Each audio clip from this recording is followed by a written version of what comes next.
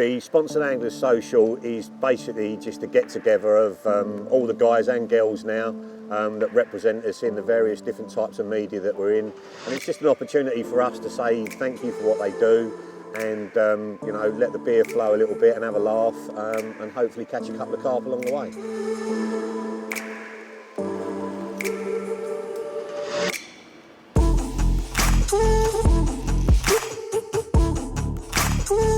Well, I settled on this swim for one reason. When I walked round and we went for the draw, everybody else chose the other side of the lake.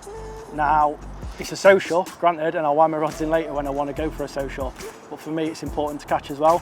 And I knew the wind would be coming in this direction, there was no pressure, and I knew when everybody else were getting a bit leery and chucking leads about and thrashing it up, hopefully the carp might go through and push into this end, and there's only me in it.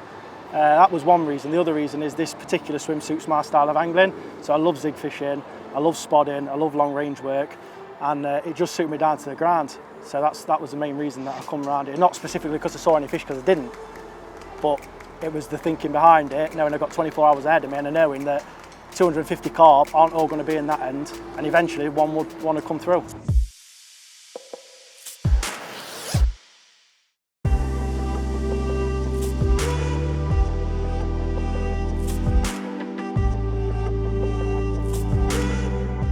Yeah, I spent the first couple of hours on zigs really, and nothing happened. I'd cast around a little bit, there's nobody here, so I'd feathered my way around the swim as much as I could do. Different depths, different colours, and nothing had happened. Now, whether that's because there was no fish there, or whether that's just because I didn't get the right depth of colour they wanted. But then the weather took a change for the worse, the better for fishing properly.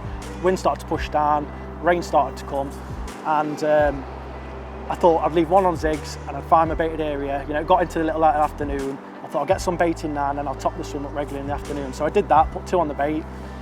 And then the weather got even better. The wind started to pick up more, and I thought if I was going to get one on a zig, it would have been quite quick. Normally they're a quick tactic. So I ran them all 3 and put them all on the bait and thought I'll leave it settled. I'll keep topping the bait up and I'll see what happens.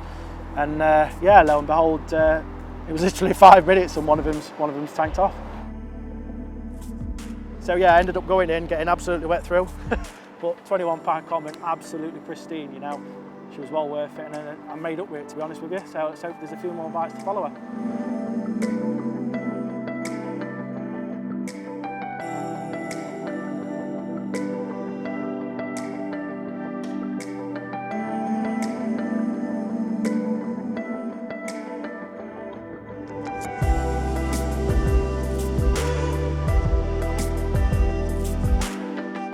When we arrived at the lake, me and Lawrence come through the gate together, managed to have a little scoot round and spotted the fish in this corner on the surface. There's some little groups going about.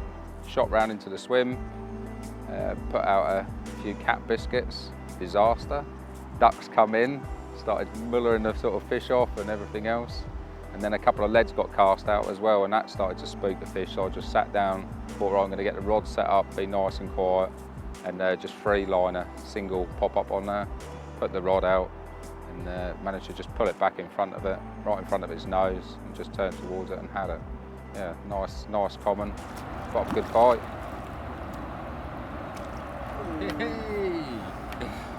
How about that? Well chuffed. Buzzing actually, buzzing.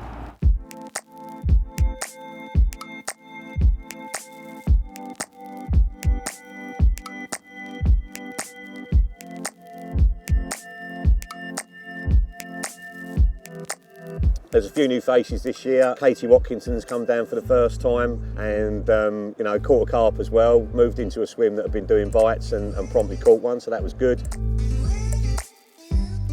The Lloyd brothers have been absolutely priceless, and caught a few fish as well, but you know, the banter and the stories from them two has been excellent, and it's nice for me. I don't get to fish with guys of that sort of calibre because we're all off doing our own thing, so it's nice to actually spend a bit of time on the bank with them and let the sort of magic that they put into their fishing rub off on all of us. Yeah, I had one pretty much straight away. Like, I thought it was just going to go off. We were in like the channel, because the lake's like separate. It's like it's like a figure of 8 really, and we went in the channel bit. You can see the fish shooting through. So I was going to go with zigs at first. Solid bags just over the ledge. Had one straight away, 19-pounder, nice one. Yeah, and then literally alternate. As soon as I'd had one, brother's rod went. That was it.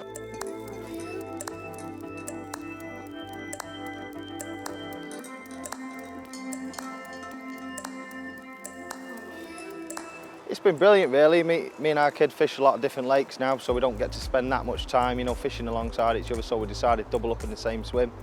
Just for a bit of a social, also coming down, meeting lads, putting faces to names that you know and just getting on with everyone. For me, for 90% of my fishing, especially my pop-up fishing, it's always a multi-rig. I like to keep it very simple, very basic, maybe 2 or 3 rigs in the whole of my armoury that work. I know if I'm going to turn up to any venue like I've not seen this place before, I'm not taking things and chopping and changing my approach to what works best and what's been catching. I'm doing something that I'm confident in, and I know that when the fish turn up on me, I'm going to catch. That's right.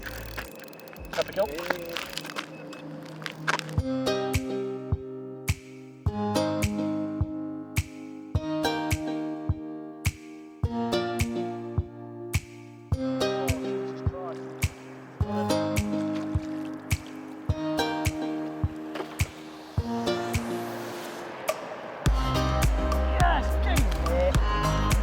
Tail. I went through it all. Oh, no, she's a big one.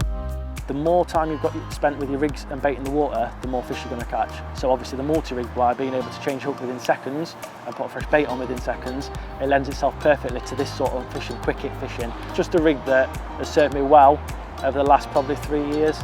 You know, super confident in it, you know, and I'm a big believer in if it ain't broken, don't fix it.